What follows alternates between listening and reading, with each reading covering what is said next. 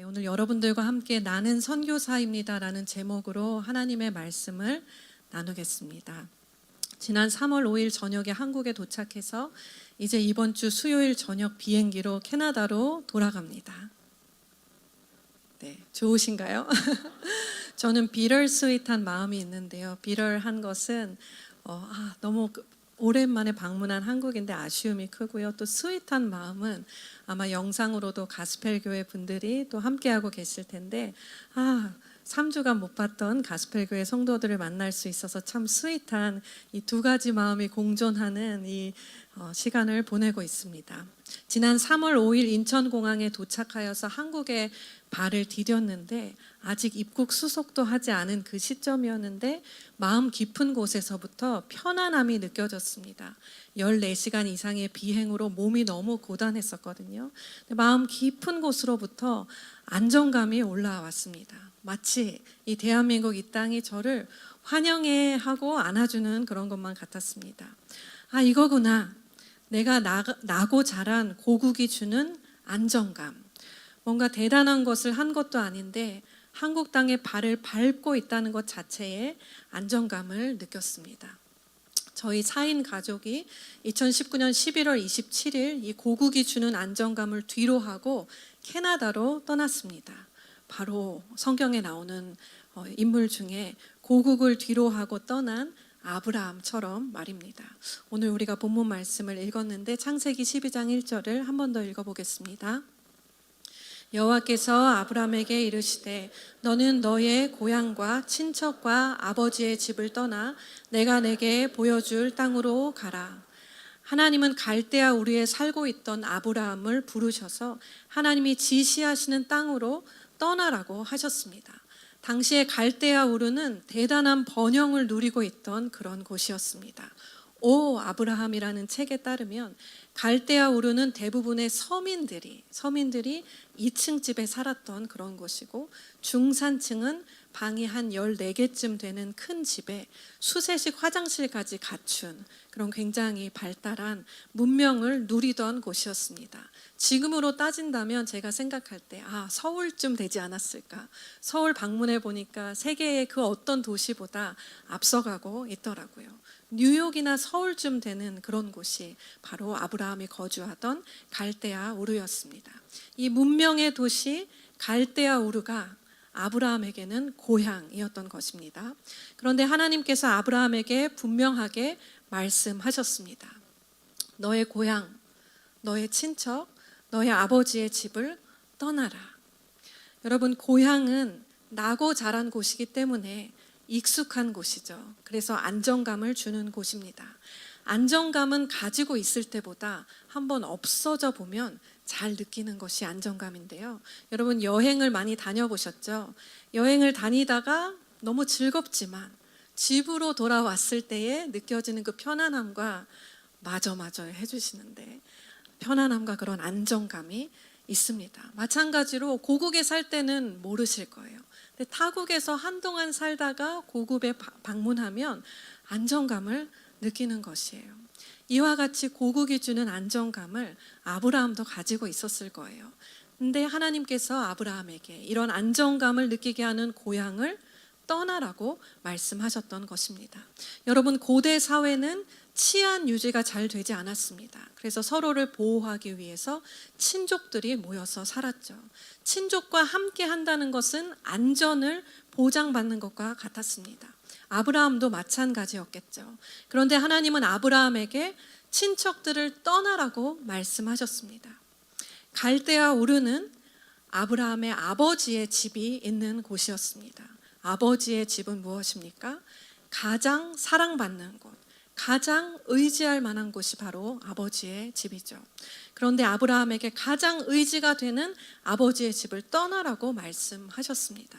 하나님은 왜 이렇게 안락한 문명의 도시에 살고 있는 아브라함을 떠나라고 말씀하셨을까요? 창세기 12장 2절을 읽겠습니다. 내가 너로 큰 민족을 이루고 내 이름을 창대하게 하리니 너는 복이 될지라. 하나님은 아브라함을 선택하셔서 하나님의 민족을 이루시고 하나님의 나라를 세우고자 하시는 목적이 있으셨습니다. 창세기 12장 3절 읽겠습니다. 너를 축복하는 자에게는 내가 복을 내리고 너를 저주하는 자에게는 내가 저주하리니 땅의 모든 족속이 너로 말미암아 복을 얻을 것이라 하신지라. 아브라함에게 복을 주셔서 하나님이 창조하신 땅의 모든 족속이 아브라함을 통하여서 복을 얻게 하시려는 뜻이었습니다. 여러분, 진정한 복은 무엇입니까?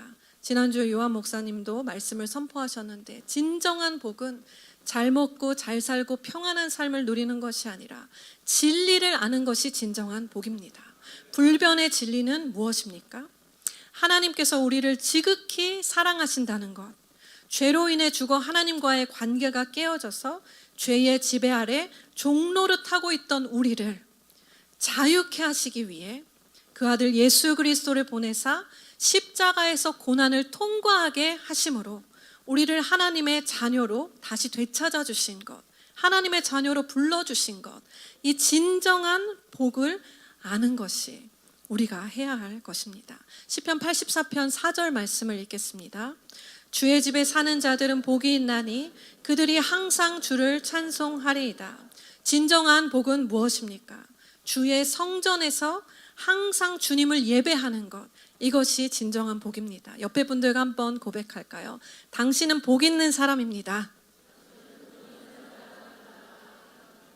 아멘. 이사야 52장 7절 말씀을 함께 읽습니다. 좋은 소식을 전하며 평화를 공포하며 복된 좋은 소식을 가져오며 구원을 공포하며 시온을 향하여 이르기를 내 하나님이 통치하신다 하는 자의 산을 넘는 발이 어찌 그리 아름다운가. 진정한 복은 무엇입니까? 무엇이 진정 아름다운 것입니까? 이 복된 소식을 전하며 하나님의 통치를 선포하며 복음 들고 산을 넘는 발, 그 발이 복된 발이라고 성경은 말씀합니다. 하나님은 아브라함을 복의 통로로 부르시며 고향, 친척, 아버지 집을 떠나라고 말씀하셨습니다. 이 떠나는 것이 아브라함에게 결코 쉬운 일은 아니었을 것입니다. 가장 발전한 문명 도시에서 사는 것을 포기하는 것이었고, 안전한 터전을 떠나 자신의 가족과 또 자기 자신을 위험에 노출시키는 일이었기 때문입니다. 그러나 히브리서 11장 8절 말씀 다 같이 읽습니다. 믿음으로 아브라함은 부르심을 받았을 때에 순종하여 장래의 유업으로 받을 땅에 나아갈새 갈 바를 알지 못하고 나아갔으며, 그러나 아브라함은 부르심을 받았을 때 믿음으로 순종했습니다. 그 결과, 이 한 사람의 믿음의 순종의 결과가 어떤 일이 일어났습니까?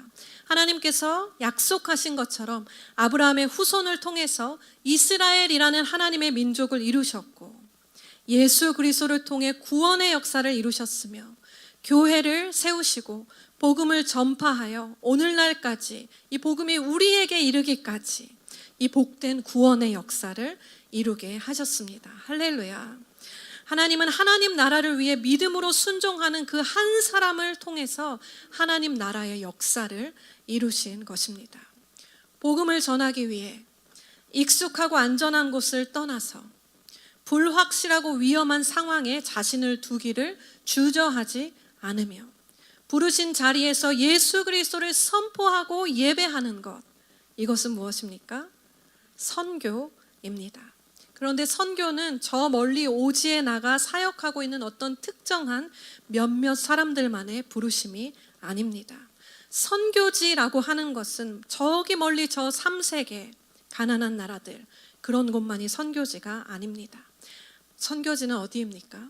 아직 복음이 선포되지 않은 곳, 하나님의 나라가 세워지지 않은 곳, 주님의 이름이 모욕을 받고 있는 그곳, 성도들이 거룩한 삶의 태도를 잃어버린 곳, 예배가 예배답게 드려지고 있지 않은 곳, 하나님의 깨어진 아픈 마음이 향하고 있는 곳, 그곳이라면 모두 선교지인 것입니다. 유스 위더 미션의 창립자 로렌 커닝햄이 작년에 돌아가셨는데요. 이분이 전략적으로 선교사들을 일으키고 파송하기 위해서 선교의 영역을 다음과 같이 나눴습니다. Seven Mind Molders, 함께 읽어볼까요? 정치, 경제, 교육, 가정, 종교, 예술, 매스컴, 이 7개의 영역이 그리스도인들이 복음의 빛을 가지고 들어가야 할 영역이라고 이렇게 말했습니다. Nine frontiers. 다 같이 읽어볼까요? 시작. 불교권, 공산권, 힌두권, 이슬람권, 가난하고 소외된 자들, 100만 명 이상의 도시, 25세 미만의 청소년들, 명목상의 그리스도인, 미전도 종족. 다시 말해 선교지는 어떤 특정 한 나라만을 의미하는 것이 아니라 복음이 복음되지 못해서 하나님이 예배받지 못하시고 계시는 모든 곳, 모든 영역, 그곳이 바로 선교지인 것입니다. 지난주에 제가 오래전에 선교단체에서 함께 훈련받았던 지인을 만났습니다.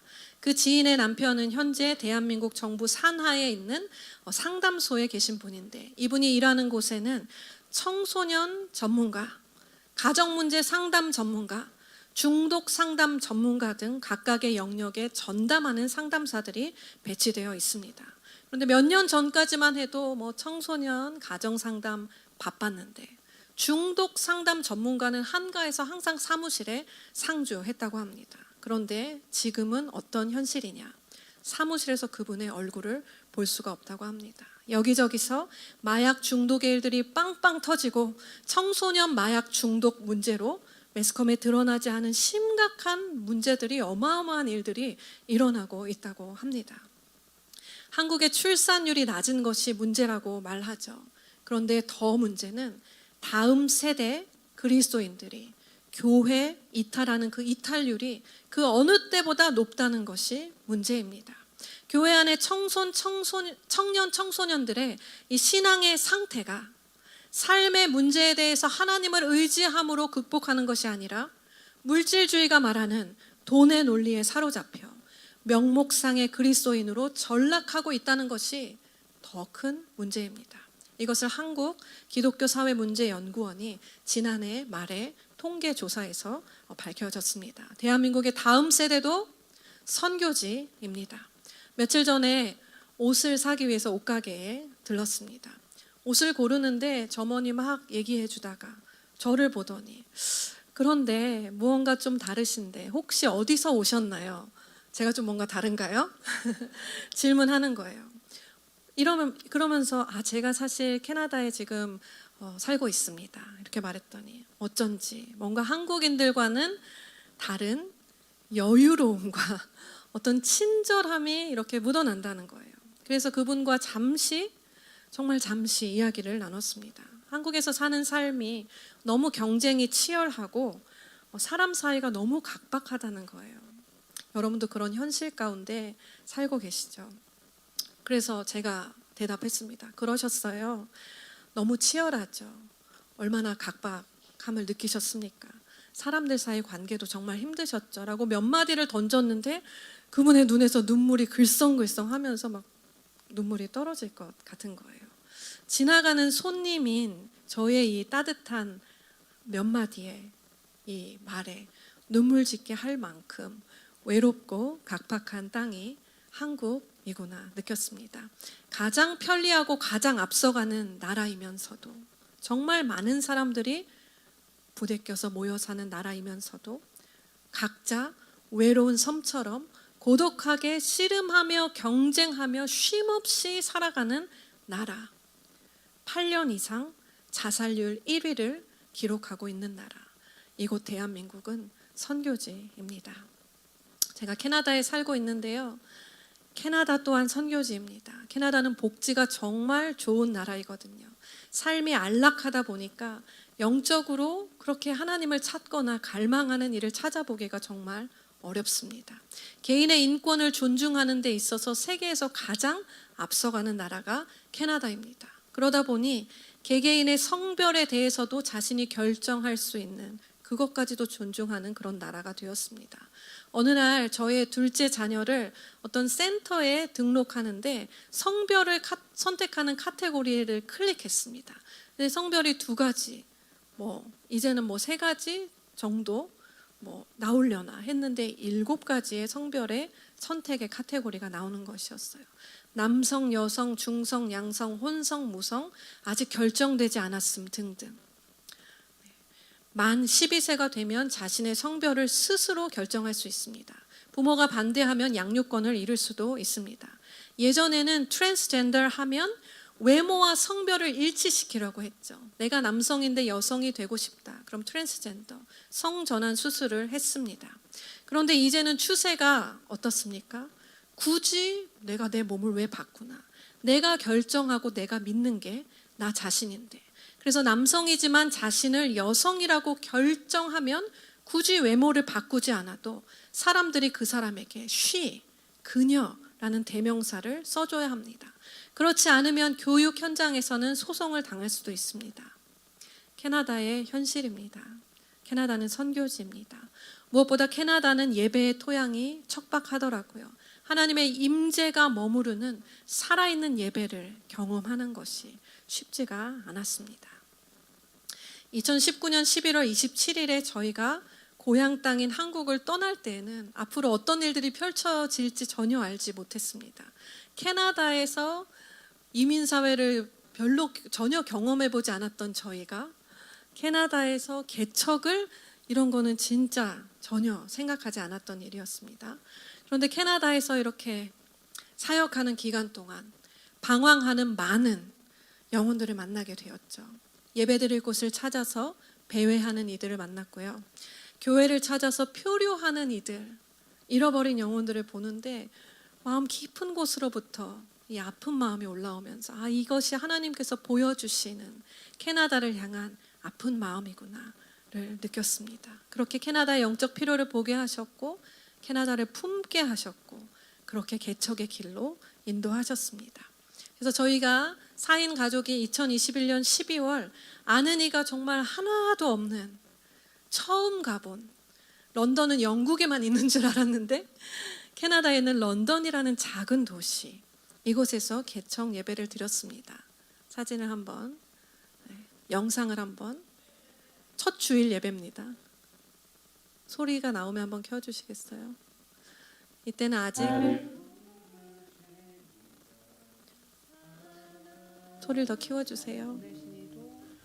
나를 보내시니도 하나님 나의 나 된 것을 나의 나 된 하나님 은혜라. 네. 2주간 가족끼리 주일 예배를 드렸습니다. 이 조금 전의 영상은 제가 어떻게 즉흥적으로 찍은 영상인데 저희가 도착하자마자 이사하자마자 다음 날이 주일이어서 짐도 다 풀지 못한 상태에 이렇게 모여서 주일 예배를 함께 드리는 모습입니다. 2주 동안 사진 하나 더 띄워주시면 다음 사진 2주 동안 저희 4인 가족이 있어 어린아이 2명 앉혀놓고 중간에 막 아이들이 하품을 하더라고요. 설교를 들으면서 이렇게 2주 동안 예배를 드렸는데 3주 차에 어떤 청년 한 명이 교회로 온다고 연락이 온 거예요. 세상에 이거 하나님 하시는 일이구나. 저희 4인 가족이 손을 잡고 방방 뛰면서 너무 기쁨으로 노래를 불렀습니다. 하나님 기뻐 노래하시네 잃어버린 영혼 돌아올 때에 하면서 너무 기뻐하면서 노래를 불렀어요. 그런데 그리고 나서 곧바로 저희 아이들이 코로나에 걸렸습니다. 그래서 개척교회에 출석성도 한 명 있는 교회인데 그마저도 모이지 못하고 흩어져서 사진 보여주시겠어요? 마스크를 낀 채로 저희가 이렇게 좀 떨어져서 예배를 드린 거죠. 늘 공동체 안에 속해 있다가 가족끼리만 모여서 예배를 하니까 너무 허전하고 외로웠습니다. 그런데 코로나 격리가 끝난 후에 또 한 명의 청년이 교회에 온다고 연락이 온 거예요. 저희가 얼마나 기쁘던지 마스크를 쓴 채로 손잡으면 안 되는데 원래 손잡고 막 방방 뛰면서 예수님 기뻐 춤추시네 잃어버린 영혼 돌아올 때에 하면서 너무나 기뻐하는 그런 순간들이 있었습니다. 그렇게 한 영혼 한 영혼을 하나님이 보내주시면 최선을 다해서 돌봤습니다. 그렇게 에너지를 다 소진하다가 번아웃도 여러 차례 경험했습니다. 이민사회는 불신의 이슈가 많이 있습니다. 사람을 잘 믿지 않고 마음을 열지 않습니다. 열심히 돌보고 씨를 뿌렸지만 갑자기 등을 돌리고 떠나는 이도 있었고 이용을 당해보기도 하고 배신을 당하기도 했습니다. 한국에 있었다면 굳이 경험하지 않았어도 될 여러 일들을 막 여기 맞고 저기 맞으면서 지난 시간 동안 그런 시간들을 경험했어요. 타국인으로서 이방인으로 살아가는 서러움을 겪는 것은 당연했죠. 무엇보다 끊임없이 외로움과 이 고립감과 주변을 둘러보면 옥수수밭으로 가득한 거예요. 자연 환경이 아름다운데 하루 이틀 볼 때 아름답지. 이 외로움과 고립감이, 막막함이 끊임없이 매일 막 싸우는 그런 것이었습니다. 그럼에도 불구하고 계속해서 예배의 우물을 팠습니다. 말씀을 선포하면서 척박한 경작했습니다. 그렇게 믿음으로 버티고 인내하자. 지난주 요한 목사님 소개해 주신 것처럼 교회를 섬길 사람들을 보내주시고 세워주셨습니다. 그래서 현재는 너무 감사하게도 이보다 더 좋을 수 없다 할 정도로 너무나 저희 가스펠 교회가 따뜻한 공동체가 되었습니다. 말씀으로 훈련받으며 살아가는 힘이 되는 따뜻한 가스펠 교회로 아름답게 세워져 나가고 있는데, 사진을 남선교회 넘겨주세요. 계속 넘기시면 됩니다. 여선교회 너무 즐거움 하하호호 네, 넘겨주세요. 우리 어린이들입니다. 너무 사랑스럽죠? 네, 우리 청소년들입니다. 네, 작은 교회인데 소수이긴 하지만 얼마 전에 작년에 신생아 아기도 태어났습니다. 너무 사랑스러운 아기예요. 영아부, 유치부, 초등부, 학생부, 청소년부, 청년부, 장년부 모든 부서가 다 있는 작은 교회지만 그래서 사실 부서 사역자들이 너무 필요해요. 그런 교회가 되었습니다. 감사합니다. 하나님께 영광의 박수 돌립니다. 2번의 세례식을 진행했고 총 8명의 영혼에게 세례를 또한 주었습니다. 하나님이 캐나다에서의 개척 목회로 부르셨을 때 갈 바를 알지 못했지만 그저 순종했습니다. 하나님이 이 순종하는 작은 걸음을 통해 하나님 나라를 세워가시는 것을 경험하고 있습니다. 또 사진을 하나 띄워주시면요, 여기 어린 초등학교 여자아이가 있습니다. 이 친구는 초등학교 6학년 겨울방학 때 한 선교사님이 진행하시는 부흥회에 참석했습니다. 말씀 후반부에 선교사님이 회중에게 도전하셨어요. 여러분, 이 자리에 여러분의 삶을 하나님께 드릴 사람이 있습니까? 갑자기 침묵이 흐르더니 아무도 손을 들지 않는 거예요. 손 들어보세요. 없었습니다. 한 번 더 선교사님이 물으셨어요. 여러분, 이 자리에 여러분의 삶을 살아계신 하나님 앞에 선교사로 드릴 분이 있습니까? 제가 그 자리에서 제가 아니지 말하면 이 초등학교 여자아이가 다른 어떤 어른과 함께 손을 들었어요.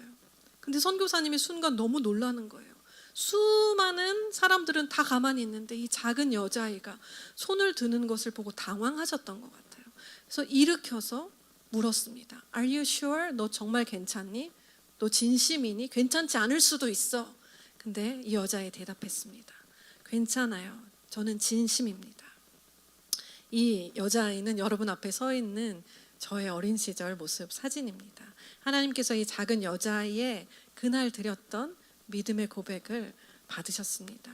오늘 종려주일 예배로 여러분과 함께 하나님께 드리면서 이번 주 우리가 고난주간으로 들어갑니다. 호산나 호산나, 예수님이 예루살렘 입성하실 때 부르는 찬양, 오늘 우리도 했습니다. 당시 예수님이 예루살렘에 입성하실 때 호산나, 주의 이름으로 오시는 이여, 가장 높은 곳에 호산나, 많은 무리들의 찬양이 있었지만 진정으로 예수님을 따르는 제자들은 소수였습니다. 종려주일에 호산나 호산나를 우리가 외치는 것보다 더 중요한 것, 고난주간에 해야 할 더 중요한 것이 있다면 무엇입니까? 바로 하나님의 부르심에 반응하고 동참하는 것이 아닐까요? 하나님은 지금도 하나님이 부르실 때 자신의 안락한 상황을 뒤로하고 일어나서 믿음으로 걸음을 내디딜 그 한 사람을 찾고 계신 것입니다. 여러분, 열방으로 나아오십시오. 나가보니까요, 추수할 영혼들이 정말 많습니다. 선교지와 이민교회, 개척교회들의 필요들이 정말 많습니다. 장기로 나오실 수도 있고요, 단기로 나오실 수도 있습니다. 하나님 앞에 여러분의 1년을 드릴 수 있습니다. 아니요, 짧게 몇 개월만을 드릴 수도 있습니다. 아니요, 몇 주만을 드릴 수도 있습니다. 하나님을 예배하지 않는 그 땅 선교지에서, 하나님의 이름이 모욕당하고 있는 그 땅 선교지에서 하나님을 예배하기 위하여 열방 가운데로 나아가십시오. 그래서 캐나다 런던에 혹시 오신다면 2시간 정도 거리에 나야가라 폭포가 있습니다. 저는 한 2번 정도 방문해 봤는데요. 캐나다에 오시면 나야가라 폭포에 가셔서 또 하나님을 찬양하실 수 있습니다. 여러분 초대하고 싶습니다. 언제든지 또 가스펠교회도 방문해 주시고 오셔서 기도해 주시고 함께 예배할 수 있다면 더없이 기쁠 것 같습니다. 말씀을 마무리하고자 합니다. 여러분이 서 있는 그곳이 선교지입니다. 여러분의 선교지, 선교의 영역을 찾으십시오. 한 사람의 직장인으로 평범하게 안주해 있는 내 삶의 문제, 나의 안락함, 안주해 있는 그 안락한 마음에서 떠나십시오. 자신의 문제로만 씨름하는 그 안전한 안전지대, 그 마음에서 떠나십시오. 그리고 하나님이 여러분을 부르신 그 자리에서 하나님을 예배하는 자로 서십시오.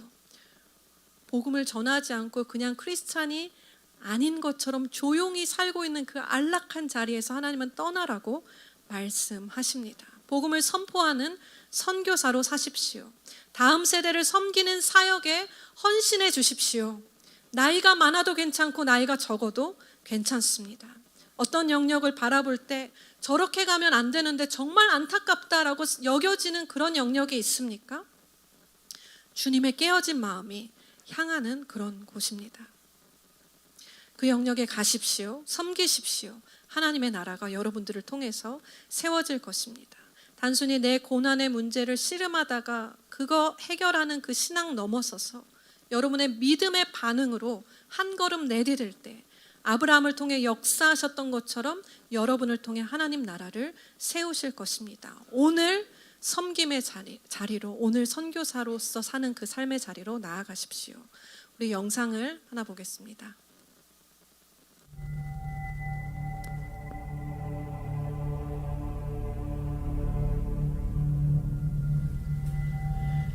In the beginning, God created man in his own image. He walked with man in the cool of Eden, but sin interrupted that union. So God created the missionary. God said, I need someone willing to say no to the status quo, no to the dream of wealth, leave their families to fly to a distant land, and learn a language they have never heard, ride in cramped buses on backs of camels, someone who would sleep anywhere, eat anything, bear the heat, and fight the freeze with a smile on their face, just to take the gospel to a people not their own. So God created the missionary. God said, because the harvest is plentiful, I need someone ready to sow the seed, to plow the ground, water the seed, and reap the harvest which is ripe. Someone to go and train, to multiply the crops, and to answer the call and pay the price. So God created the missionary. God said, I need someone who is a radical servant of all, taking the lowliest job, washing the feet of the poor, caring for the sick, and cleaning their wounds. I need someone to visit the prisoner, care for the widow and the orphan, to sit in the dust with a child and tell them that they are loved. So God made a missionary. God said he needed someone who would believe that blind eyes could see and lame feet could walk and that the dead could live again. Someone who would pray long hours and intercede through the night with wordless groans of petition so that one soul might be saved. God said, I need someone honest and brave, full of grace, mercy, and compassion, free from fear and passivity, walking in true identity, someone burning with love and girded with truth, someone who radiantly reflects God's glory. So God made a missionary. God said, I need someone who would say yes before they were asked, someone who would go to distant islands, barren deserts, inner cities, closed nations, next door neighbors, and prestigious universities to reach the unreached.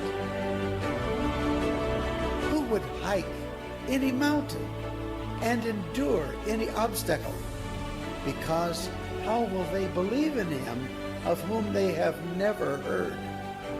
How will they hear unless someone preaches?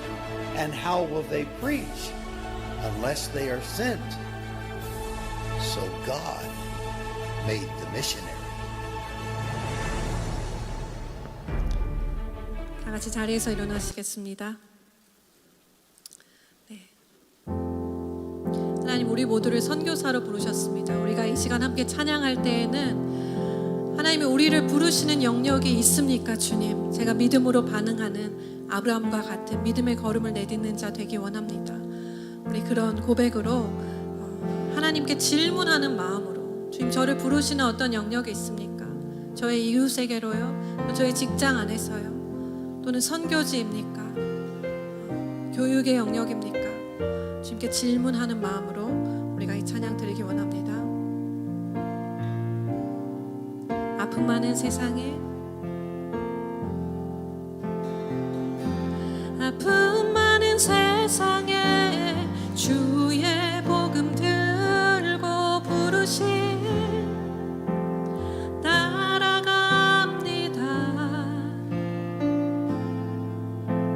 슬픔과 고통이 가득 찬 이 땅에 눈물을 닦아주려 어쩌면 내 삶을 전혀 돌볼 수 없을지 모르겠지만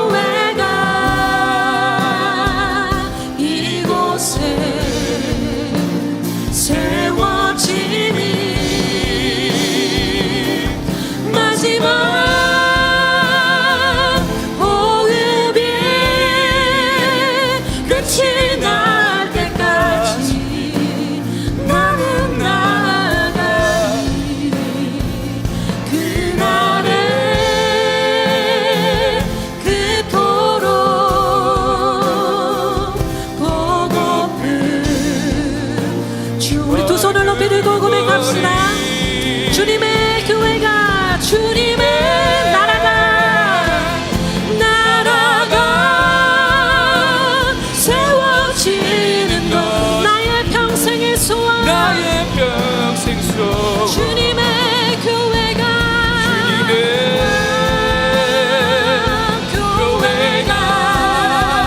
이곳에 하나님 열방교회를 든든히 세워나가 주십시오. 마지막 호흡이 끝이 날 때까지 나는 나가리. 그날에 그토록 여러분의 삶을 하나님께 드리기 시작합시다.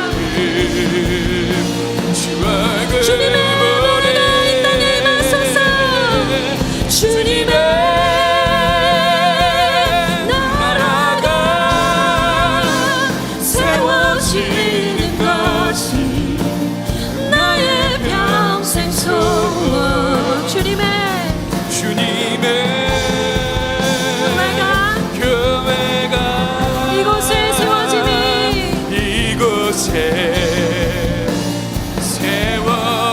마지막 고비, 할렐루야. 마지막 호흡이 끝이 날 때까지 나는 나가리. 그날에 그토록 보고픈 주 얼굴 보리.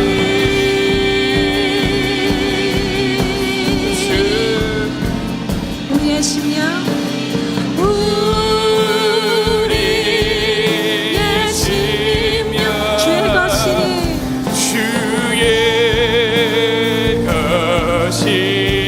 우리 안에 주님의 영상 만드소서. 당신의 영상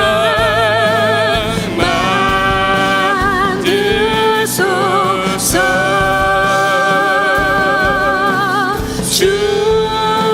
주의 또 따라 살아갈 동안 사랑과 충성을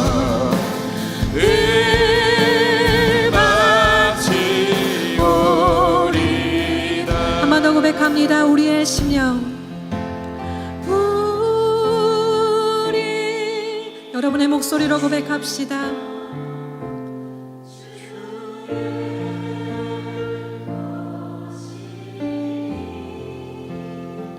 당신의 영상, 당신의 영상 만드소서.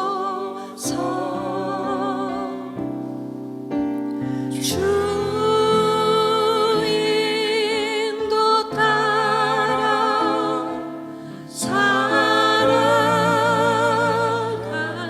동안 사랑과 충성을 바치오리다. 우리가 이 시간에 눈을 감고 기도하기 원합니다. 오늘 들은 말씀을 기억하면서 여러분들 중에 어떤 분들을 초청하고 싶습니다. 제가 초등학교 6학년 겨울방학에 어떤 선교사님이 주님을 위하여 열방으로 나아가 하나님의 복음을 전할 자, 하나님께 삶을 드릴 자가 있다면 손을 들라 라고 말씀하셨는데, 저도 여러분에게 질문하고 싶습니다.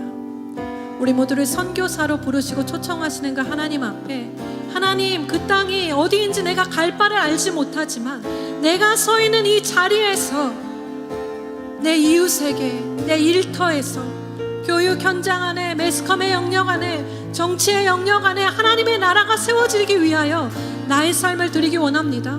또한 하나님의 때에 나를 열방으로 부르신다면 주님, 제가 여기 있습니다. 저의 삶을 드리겠습니다. 단 일주일이라도, 단 한 달이라도, 1년이라도 그 기간 다 알 수 없으나 주님께 드립니다. 우리 다 눈을 감고, 그런 분들은 우리 하나님 앞에 오른손을 한번 들어보시겠어요? 하나님, 제 삶을 드립니다. 할렐루야.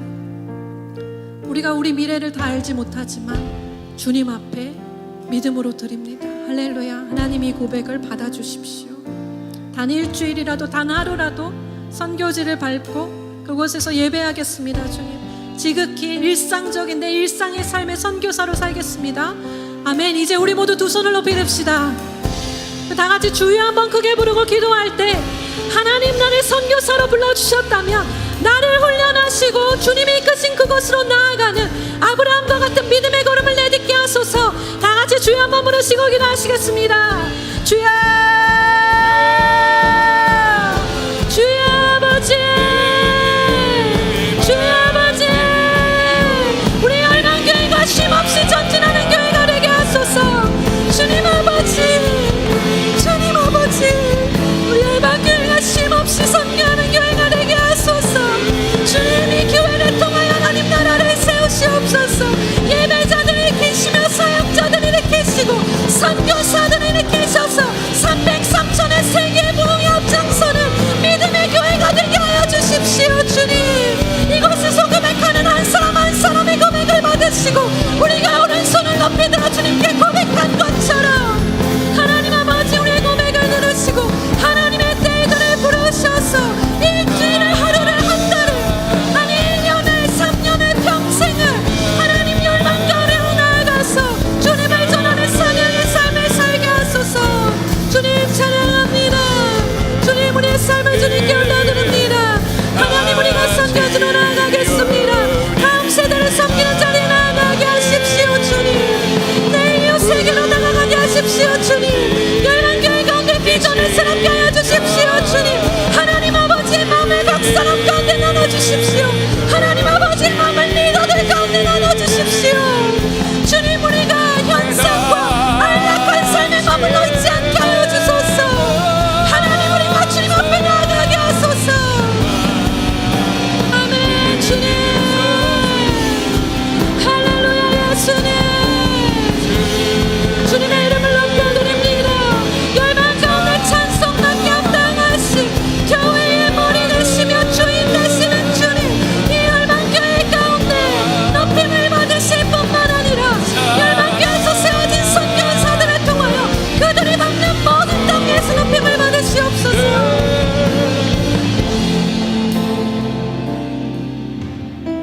두 손 들고 높이 고백했습니다.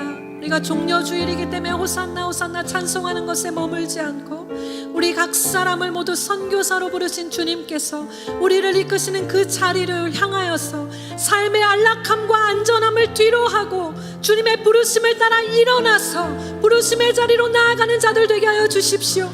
열방교회 안에 많은 선교사들이 나오게 하시고 많은 사역자들이 배출되게 하여 주시며 하루를, 한 달을, 1년을, 평생의 삶을 하나님께 드리고 헌신하는 하나님의 선교사들이 일어나게 하여 주십시오. 우리 삶을 주님께 드립니다. 주님은 우리 삶을 받으시기에 합당하신 온 땅과 만물의 주인이시오, 나를 위하여서 모든 것을 포기하신, 나를 가장 사랑하시는, 우리를 사랑하시는 주님이십니다. 아멘. 감사드립니다. 지금은 우리 주 예수 그리스도의 은혜와 하나님 아버지의 그 크신 사랑하심과 성령께서 감동 주시고 말씀하시고 인도하시는 역사가 오늘 예배를 드리고 우리 자신을 선교사로 부르신 그 하나님의 부름 앞에 응답하여 오른손을 높이 들고 고백하고 자신의 삶을 드린 모든 이들 가운데 임재하시며 또 두 손 높이 들어 찬양한 모든 이들의 삶과 가정과 그들의 앞길 위에, 그들의 선교지 위에 이제로부터 영원까지 함께 있을지어다. 아멘.